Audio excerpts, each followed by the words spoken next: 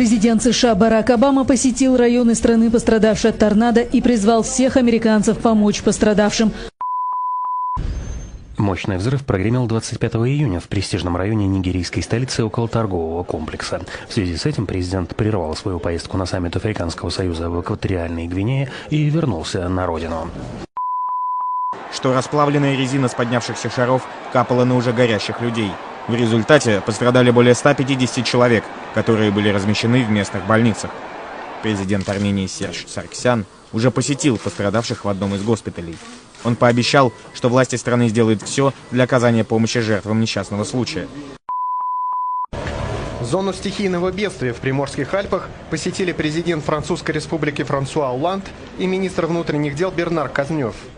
Они побывали в населенных пунктах, затронутых стихией, где встретились с пострадавшими и работниками экстренных служб.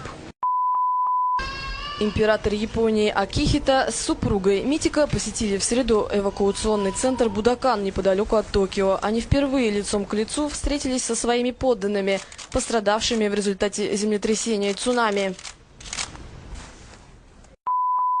Каждый раз, когда я думаю об этом, я просто в ярости. Мы должны потребовать у Конгресса быть достаточно храбрыми, чтобы противостоять стрелковому лобби и защитить нас. На данный момент, в основном тоже баротравма. Я виходив у свій двір і при обстрілі отримав поранення в ногу. Бисмиллахир рахманир рахим.